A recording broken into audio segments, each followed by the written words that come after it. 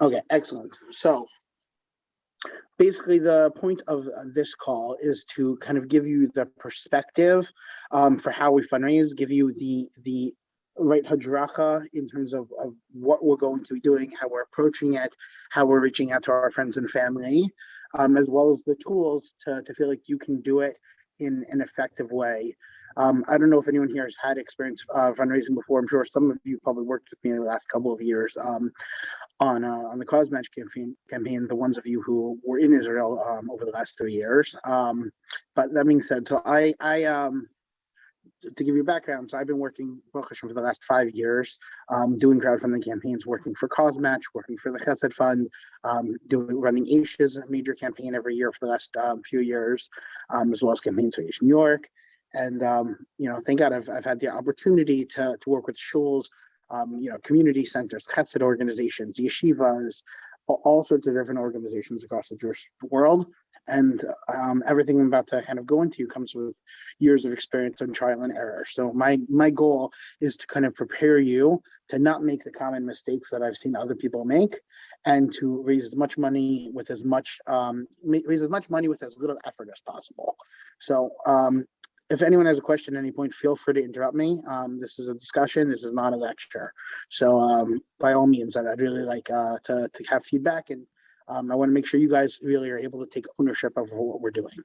So I'm going to start with addressing the elephant in the room with every single fundraising conversation, right? The thing I always hear time and time again is, but I don't feel comfortable asking people for money. Like it's not nice to ask people for money, right? That's giving everyone's hesitation. It's just icky. It's not comfortable. It's not exciting. If you feel kind of like a schnorr, and that is, it's legitimate, because if you're but if you're doing it that way, you're doing it wrong. If you feel that way, you're not asking the right way. So what does that mean? Well, the reason it doesn't feel good to be asking people for money is because no one wants to be a taker, right? Nobody wants to be going to other people and saying, oh, I need help, I need this, I need that. We all get these nebby messages like, please, I hate to ask, but like my son's yeshiva needs money, or I really hate to do this, I never asked, or, can you just do me a favor? And when people ask like that, it's because they feel like they're taking something from you, and you don't feel comfortable about it. You give out of guilt or desperation. Even if you would give because you like the other person, it's an uncomfortable relationship. And it's like you're putting yourself below somebody because you need to ask them for a handout, which is not comfortable for you. And it makes the dynamic weird. Even if it's your best friend, you don't want to put yourself in that type of position. So that's not what we're doing, because if you're doing any of that, you're doing it wrong. So what are we going to do? How do we approach this so it doesn't feel that way? So let me ask like this. If you hear a great shiur, if you eat at an amazing restaurant, right? If you go, you have an unbelievable vacation, what do? Someone speak up. Tell everyone. Recommend it to others. Exactly. And the reason is not because you need to brag and say, oh, look what I did. It's because you want them to share in that experience. You have to go out to eat at Citron and Rose. Oh my goodness, we just had the best dinner, right? You got to try it. Oh, did you hear the shiur Rabbi Reber gave last week? Oh, I have a recording. You got to listen to it. It was mind blowing, right? Everything is about the you. It's about what I'm giving to you because I had such a positive experience, and I want you to share and be involved in that experience.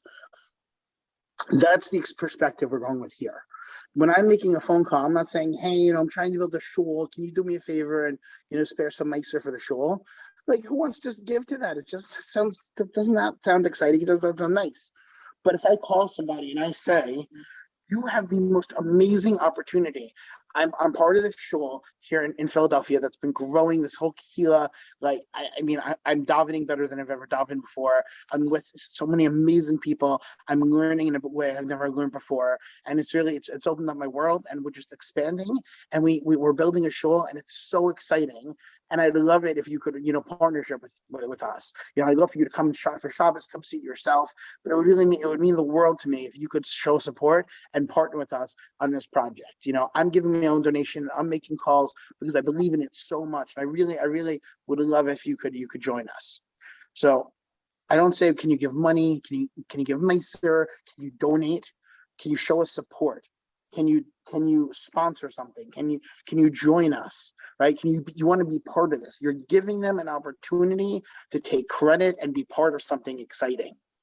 And it changes the entire narrative, because instead of having a phone call where you're lowering yourself, you're giving them an opportunity. You're a part of something. They're not part of something. You're giving them an opportunity to be part of that. You see, it changes that whole dynamic of the conversation.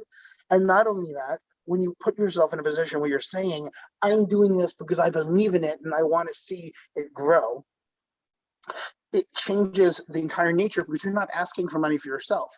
You're telling them you're giving, and you're asking them to join you in giving, because you're giving of your time, you're giving of your effort, you're giving of your money.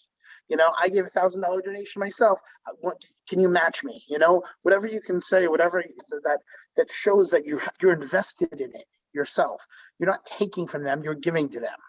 It changes completely the dynamics of the phone call. And instead of having a practical like, even if you get rejected, right? So when someone rejects you, instead of being like, no, I don't really want to give to this isn't, something I do, something that they try to, like, when you're asking Nebi, you're going to get a Nebi response. But when you're asking from a place of passion and commitment and excitement, the response you get is either they're going to donate, and they're going to donate because they're inspired. They're donating out of inspiration and not desperation.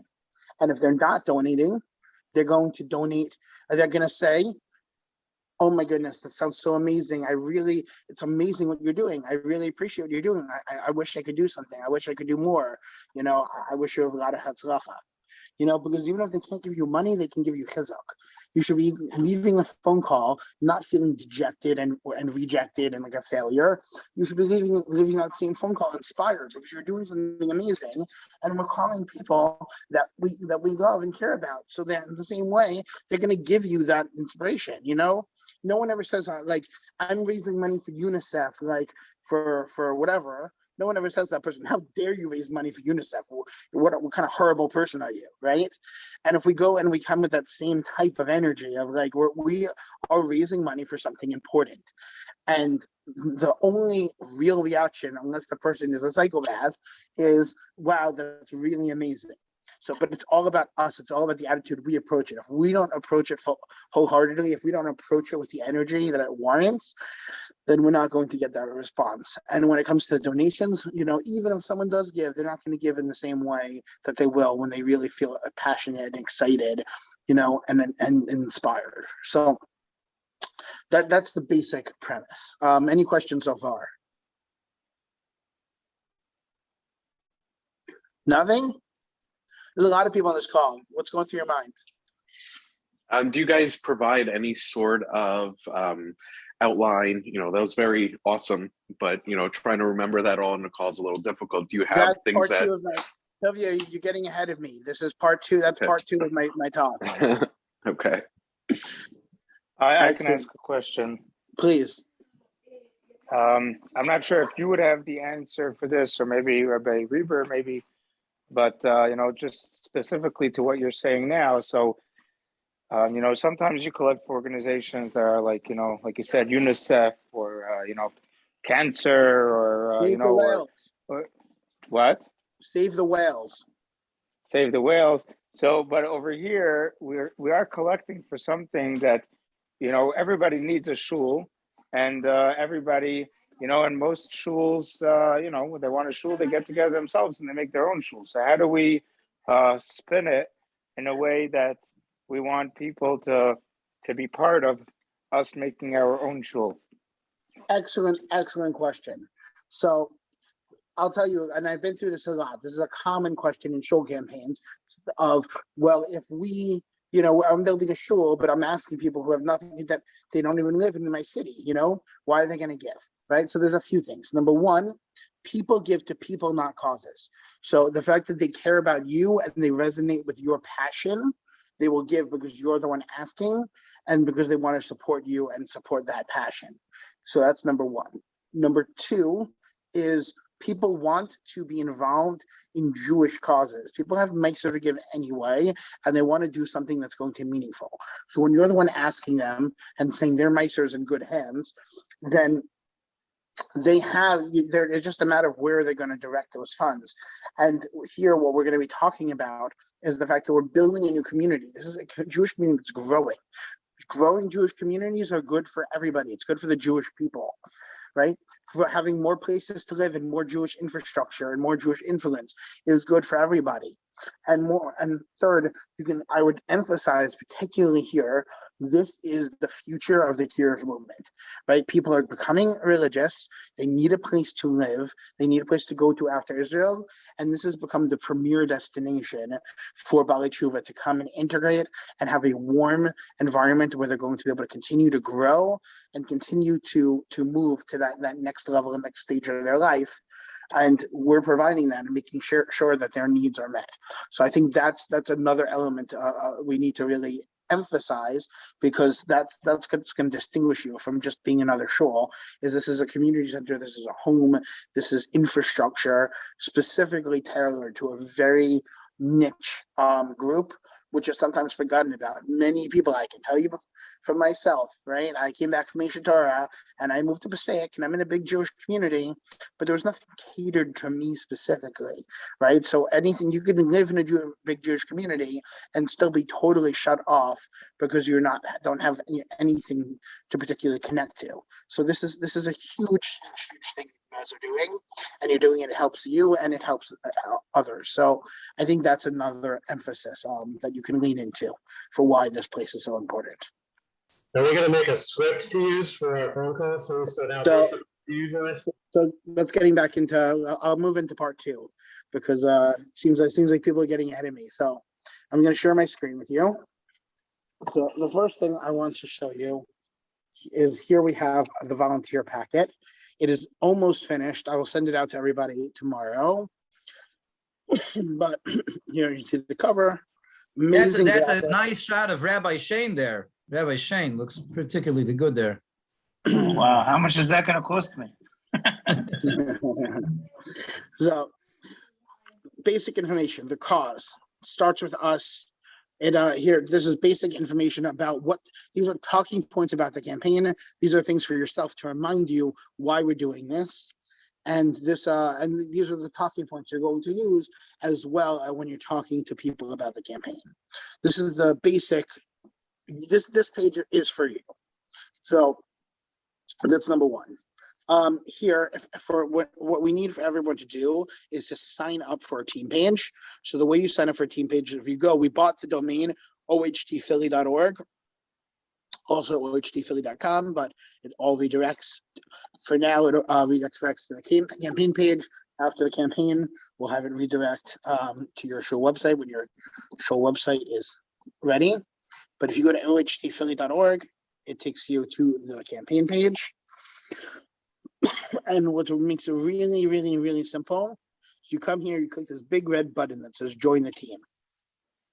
You put in your email, your name, your phone number. You can be notified when you receive a donation, basically by clicking this button. And anytime you get a donation, you'll get an email. Even if the donation is anonymous, you'll get the email knowing who it is, so you know you don't have to follow up with that person. You put in your team info. What's really cool is when you put your team name in, don't use the word team, because if you use the word team, it's going to say team, but it automatically adds the word team. So if I'm Team Simcha, so as you see here at the bottom, you get this URL. You can click this URL and you can start fundraising immediately. Campaign message is your dedication or whatever you want to tell people about the campaign. You can literally, if you want to leave it blank, just put a space bar in and you can leave it blank. And your goal is how much you're trying to raise, which we'll talk about in a second. What should you be trying to raise and how to figure that out. So It's OT Philly or OHT Philly? OHT Philly. It's the campaign page on Chesed Fund was already created. So the campaign page on Chesed Fund is otphilly.thechesedfund.com, but the website we bought is ohtphilly.org. Oh, okay. Yeah. Yeah, but that's all you need to remember is ohtphilly.org, and you'll get your personal links anyway. And then when you sign up after clicking register, so besides the fact that you can copy it here, you'll get an email with your registration link, so you can always refer back to that email. So that's number one. So now let's go back to the volunteer packet. So after what we have here, we have the script. You can ignore the script. Yeah, the script is not finished yet, but you see exactly what you're going to be looking at. The idea of the script is not to read like a robot. If you read like a robot, you're doing it wrong. You're going to bore people, and the call is not going to go well. The point of the script is to have talking points for you for what you're going to say, and to give you a guideline for how a phone call should go. Meaning, depending on who they are, I always like to use first names because it kind of catches people off guard. Like if you say, "Hi, Mr. Smith," this is it's a little bit of a, what do you call it? I mean, if you call people, it doesn't matter. Obviously, you're not using the Mr. whatever. But when you call someone like, "Hey, Nehemiah," it's like, yes, like, who is this? Because they know if you're a telemarketer, you're not saying their first name. So that's just one sheet that I have. But if you can, the more excited you sound, the more energy and passion you exude, you can hear that over the phone. If you are smiling when you call, that resonates over the phone. You can tell when you're speaking to somebody, and you can tell what their mood is, and that changes the mood of the call. But the idea is get them on the phone. Phones are the best because, frankly speaking, if you have someone on the phone, it's much harder for them to say no to you over the phone than it is for them to say no to you like on text or WhatsApp, or just ignore you. So phone calls are by far the best. And what you want to do is essentially on every phone call should end with you getting a credit card donation. Ideally, take their credit cards, fill out the link for them, and that way you can just know we have the money rather than having to chase them. A lot of times you send people links, which is not bad, but and you can certainly, sometimes we'll need to do multiple touch points, which I'll talk about in a second. But ideally, what we want to be doing is reaching out on the phone, where when you're talking to the person and exuding the passion and giving that over, then they'll be able to kind of hear the energy. And when you ask them directly, can you show us the support? And then you shut up and just don't say a word until they decide. Because whoever they say in a negotiation, whoever speaks first loses, right? So can you count your support, and then and make it really uncomfortable until they say yes. But that's essentially what their goal is. And then once they say yes, okay, great, let me take your credit card information. Or if they want to take a pledge, they would say they want to send a check. That's also fine. We can add it to the campaign manually.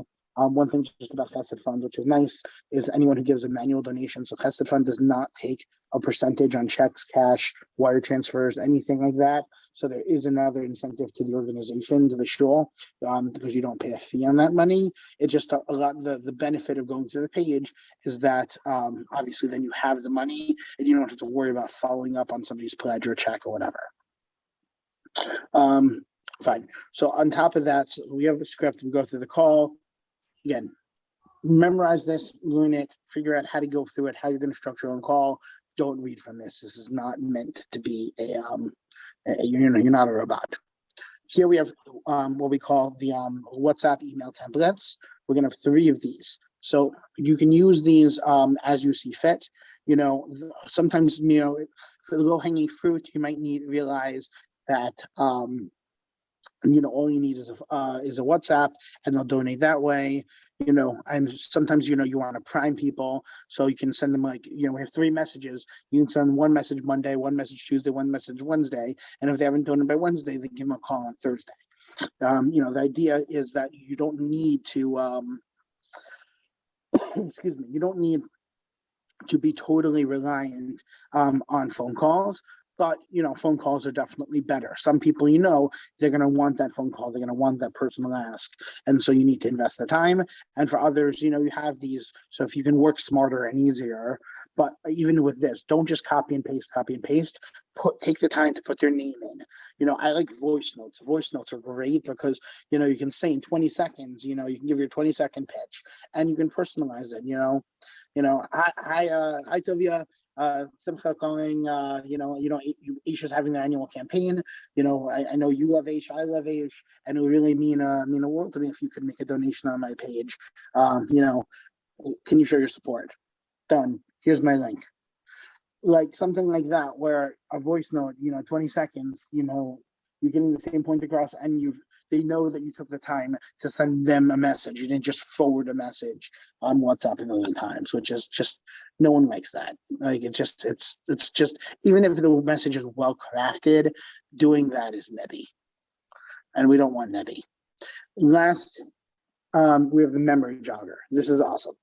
This is literally every single person in your life, service providers, friends, family, your pet groomer, anything that you might have in your life, in any relationship, bartenders, consultants, whatever. This is a comprehensive list of any person might potentially have in their life. And you can go to those people.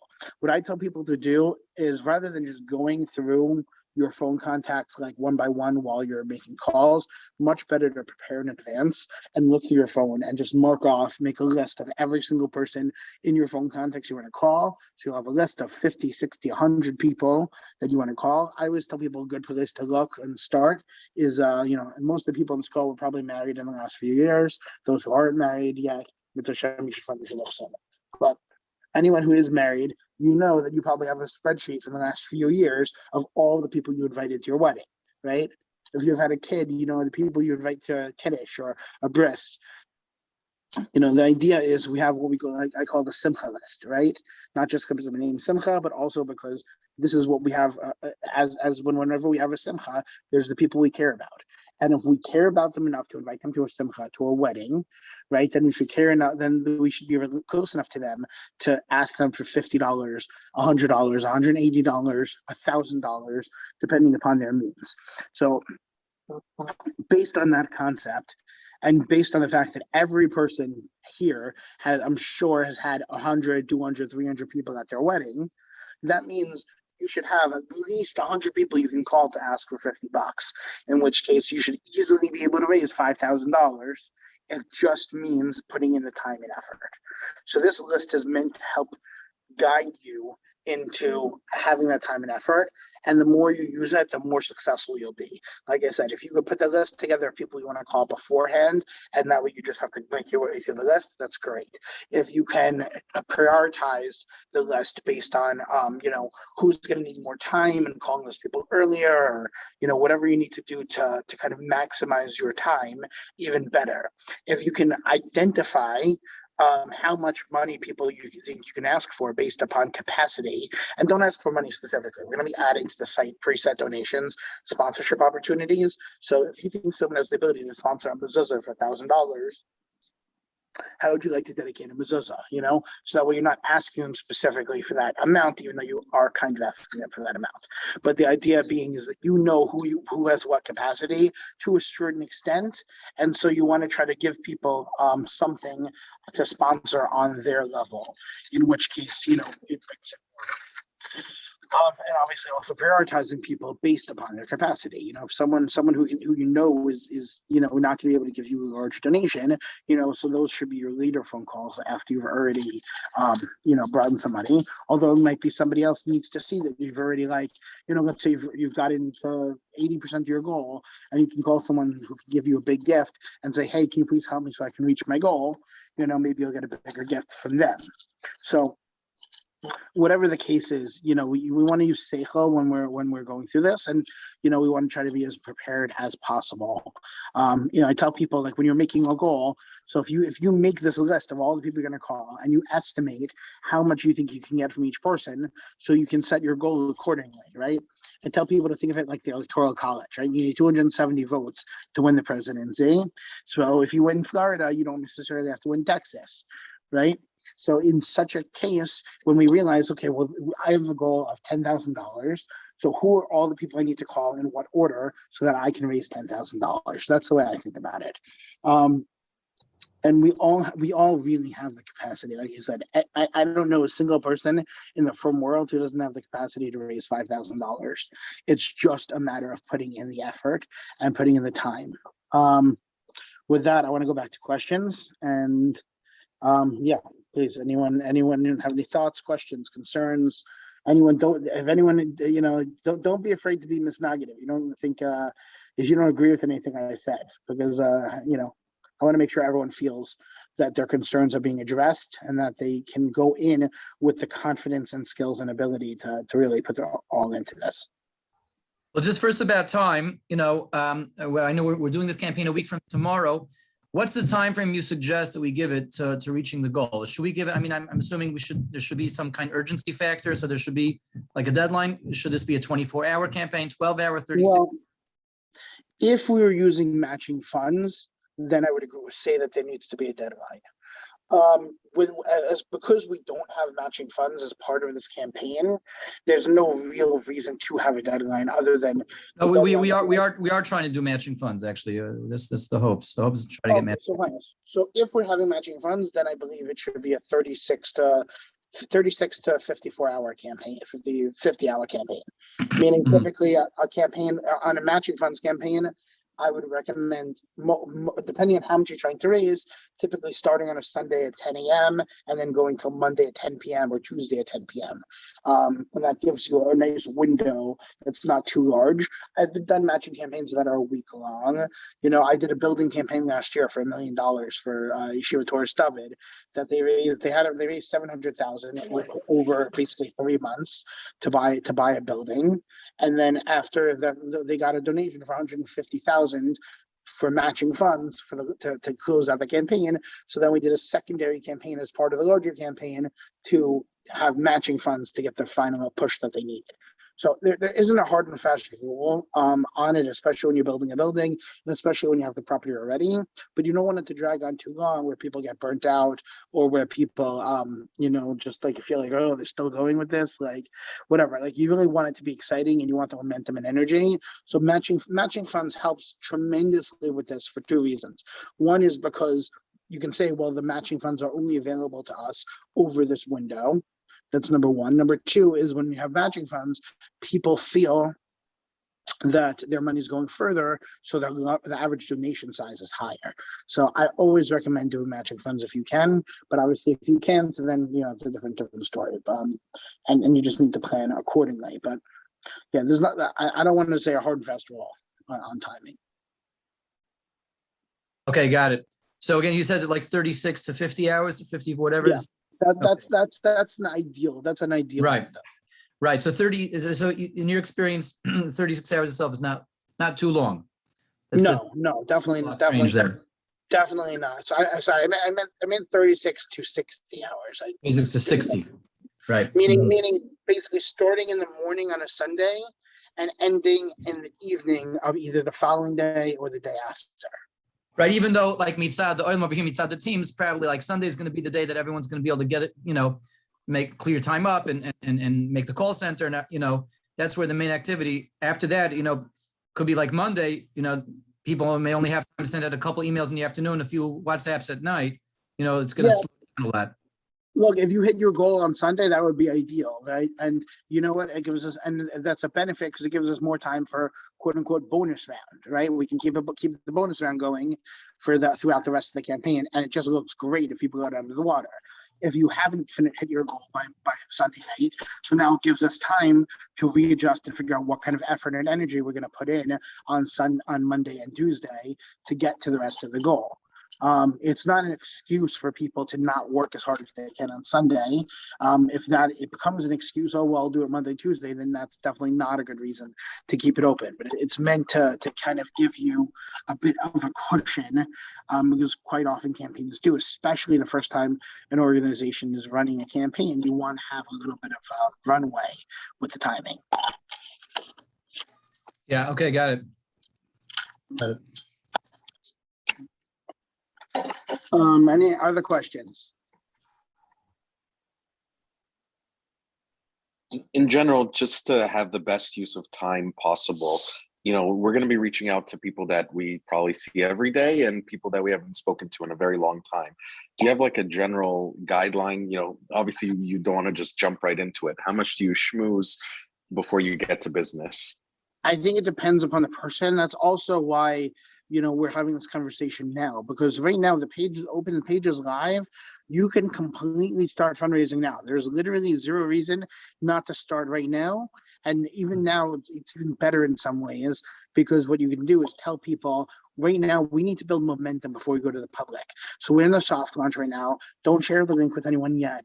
We're just keeping it quiet, but we really want to get some money in the campaign. So when we go live, it shows that we've really hit further. We're further along than people might realize. So it creates momentum. Certainly it's a good idea. So if you have that time now and you can think about like, okay, this person, if I just go into it, they're going to be insulted, but this person, so I need to set aside 20 minutes to make that phone call, then you can have that time to do that this week before we're in, crunch time. So certainly it's there's no hard and fast rule. It's just a question of using seichel when you're calling a particular individual. Like I can tell you, I know there are certain people, if I would send them a text, they would not give me anything. But if I call them, they're going to, and have a nice conversation with them, I know I'm going to end up getting a much bigger donation than I would, So, are there any organizations that will contribute to building, to the building or shul, like let's say like Mikvah USA, for example? It's a big organization that helps to build mikvahs. Are there any organizations that help to build shuls? And if there are, how can we approach them in this campaign? not that I'm aware of. I mean, other than like maybe like JC, like I know there are local JCCs and federations and things like that. Like here in Baltimore, there's a bunch of the shuls, even the Orthodox shuls, receive money from the Jewish Federation.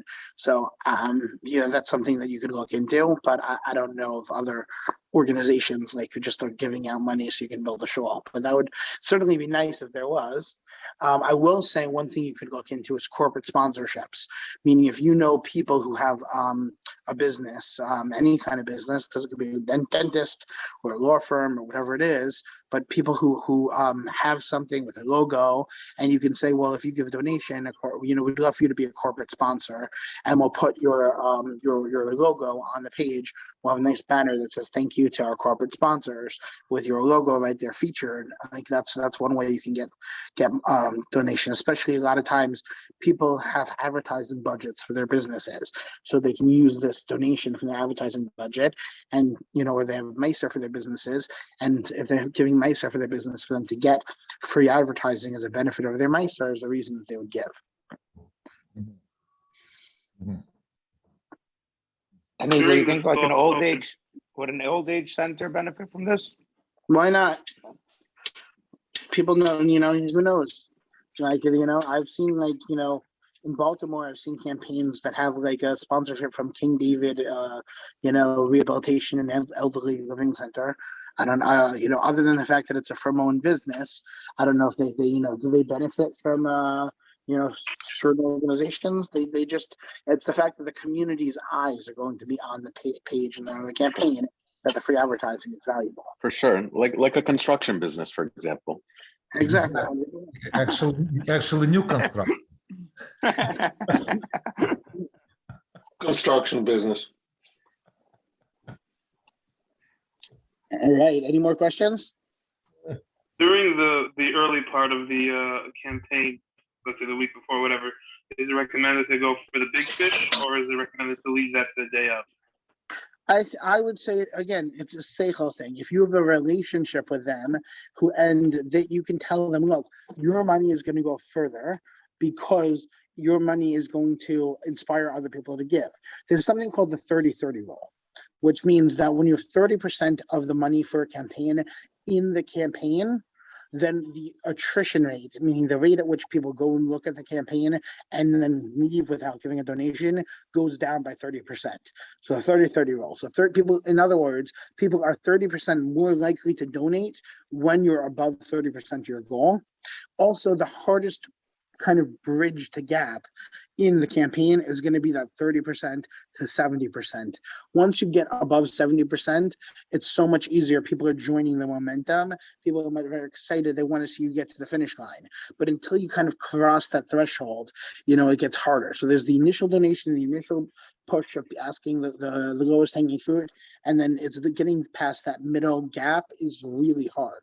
So the more we can kind of get money earlier, the better. It just has to be that those people will, have the kind of relationship where you can ask them and tell them that their yes will mean so much more if it's used to bring in that momentum early on. Yeah, I could say also, from personal experience, if I click on an advertisement, like, on one of these sites, and it's, they're collecting, I don't know anything about them, but they're collecting $250,000, and so far they have $1,300. I just obviously, if the people, whoever's organizing this campaign is not doing anything, so then I don't feel like, Yeah. So definitely, I hear that rule. Exactly. Makes a lot of sense. That's why we're not sharing it publicly, because we don't want people to think that it's, you don't want people to think that you're not doing anything when it's early on, right? But when someone comes onto the campaign, when you send an email and say, we just launched our campaign today, and somebody sees, wow, they're already at 30% of their goal, and they just launched an hour ago, that's really impressive. On Aisha's campaign, we do every year. If we're doing a $3 or $4 million campaign, we want $1 million in before we go public, because it's so much better when you're looking and you're publicly facing the campaign. So it's about collecting them as much of the low hanging fruit as possible early on in order to facilitate that momentum. By the way, are we going to be doing any advertising on the Jewish sites? I don't necessarily recommend it in this case. We could talk about it, but I don't. I find people don't, unless it's like a very specific type of story, like, for example, like High Lifeline and things that are somewhat universal. I find for show campaigns, it's not so effective, and you end up spending more money than you get for it.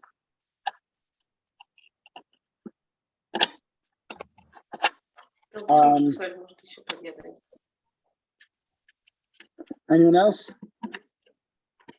Good. You could send me a link that I can send to everyone that's on the meeting. So the link to the joining the team, all that, and I can pass around. Start getting that set up. Can someone make a WhatsApp group and add everybody to it?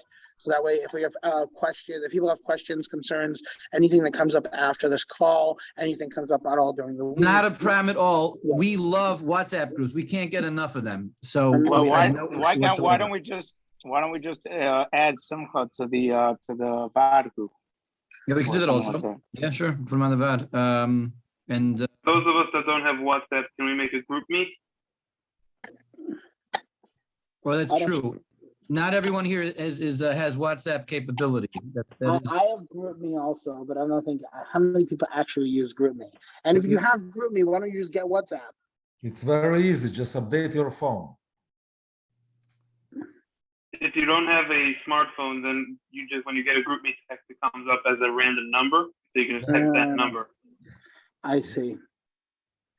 Yeah, I use it with my family very effectively. Half my family has WhatsApp, half doesn't.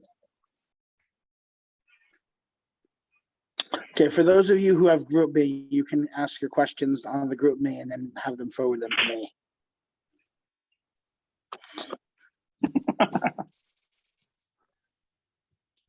Fine, this later. So let's make a WhatsApp group. We'll just add me to the WhatsApp group, and that's a great place where we can share information.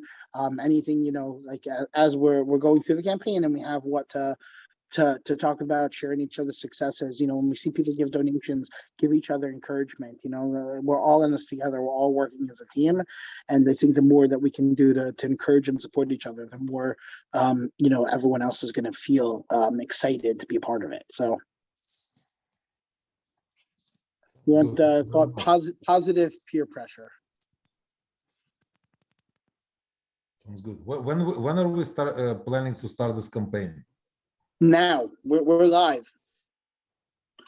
Okay, I'm gonna put the link on the group. I just got invited to the group. So here, I'm putting the link on the group. No, but the main 36 The- hours is next Sunday. Is Next Sunday. Sunday. Okay, that's what I But want. all of you guys, I want to see in the next hour, I want to see all of you guys in the call having your team pages set up.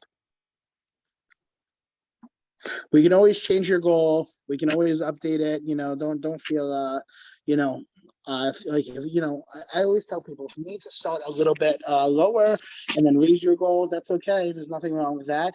You know, I see all the time people get in, just the more they get into the campaign and the more they realize their own abilities, the more money they'll raise. So, you know, we can keep upping your goal every time you hit it.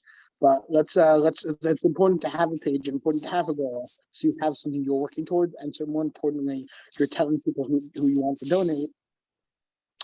You're showing them that you're setting a tangible, you know, goal for yourself, and it shows that you're serious about what you're doing.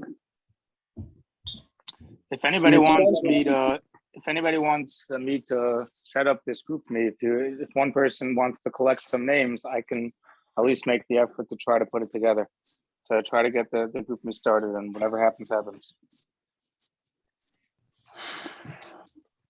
I'll put a link to this video in the chat once we're done.